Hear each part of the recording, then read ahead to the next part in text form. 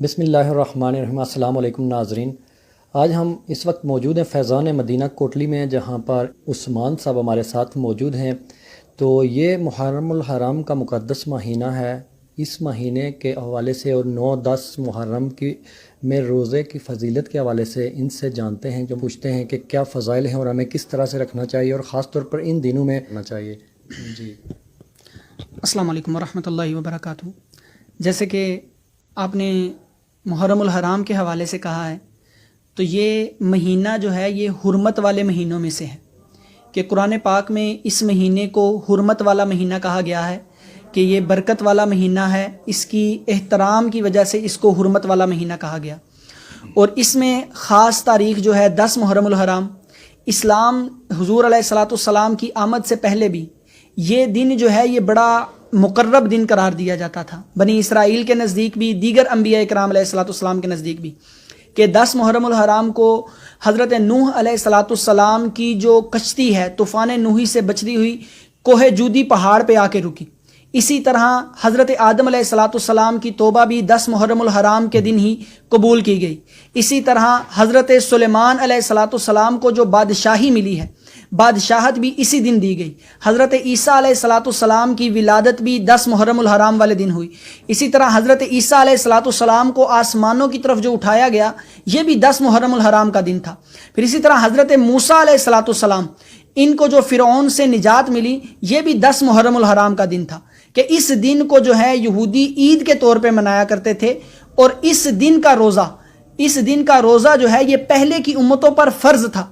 جب حضور علیہ الصلاۃ والسلام آئے تو رمضان کے روزے فرض ہونے کی وجہ سے اس دن کا روزہ فرض نہ رہا، بلکہ سنت ہو گیا، نفلی طور پہ رکھا جاتا ہے۔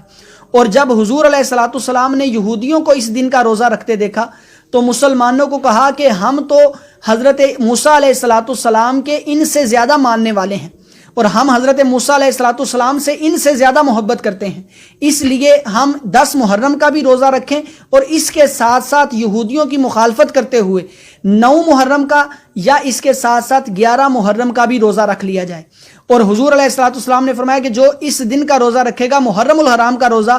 ایک دن کا روزہ جو ہے یہ ایک مہینے کے گناہوں کا کفارہ ہے۔ اور اسی طرح 10 محرم الحرام اور کے بارے میں آتا ہے کہ یہ ایک دن کا روزہ جو ہے یہ 1 سال کے گناہوں کا کفارہ ہے۔ تو کوشش کی جائے۔ حضرت عبد الرحمن بن جوزی، انہوں نے 10 محرم الحرام کو کیا کیا کام کرنے چاہیے، اس کے بارے میں انہوں نے بڑا خوبصورت کلام کیا ہے۔ حضرت عبد الرحمن بن جوزی فرماتے ہیں، کہتے ہیں کہ 10 محرم الحرام بڑی برکت والا دن ہے، اس دن کو غفلت میں نہ گزارا جائے، بلکہ اس دن کے اندر جو ہے ایک تو عاشورہ کا روزہ رکھا جائے، اور اس کے ساتھ ساتھ 9ویں یا 11ویں کا بھی روزہ رکھا جائے۔ پھر کہتے ہیں کہ اس دن حضرت علی المرتضیٰ کرم اللہ وجہہ الکریم، انہوں نے فرمایا کہ جو 1000 مرتبہ سورہ اخلاص پڑھے گا،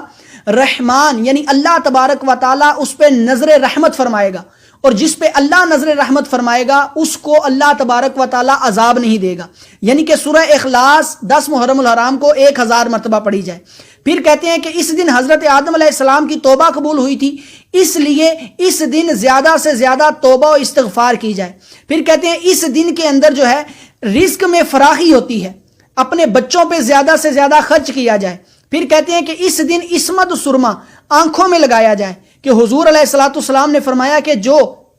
عصمت سرما آنکھوں میں لگائے گا اس کی آنکھیں کبھی نہیں دکھیں گی۔ پھر اس دن کے رات کے بارے میں آتا ہے کہ عاشورہ کی رات میں جو ہے تمام پانیوں میں آب زمزم ملا دیا جاتا ہے، اور جو اس رات غسل کرے گا اللہ تبارک و تعالیٰ اس کو پورا سال بیماریوں سے محفوظ رکھے گا۔ تو اس دن کی بڑی برکتیں ہیں، کوشش کریں اسے غفلت میں نہ گزارا جائے، بلکہ ان نیک کاموں میں جو عبد الرحمن بن جوزی رحمۃ اللہ تعالیٰ علیہ نے بیان کیے ہیں، ان کاموں کو بالترتیب کر کے، قرآن کی تلاوت کر کے، نوافل کی کثرت کر کے اس دن کو گزارا۔ اس کی تو یہ تھے حافظ عثمان صاحب فیضان مدینہ کوٹلی سے۔ اسی کے ساتھ ناظرین ہمیں دیجیے اجازت، اللہ حافظ۔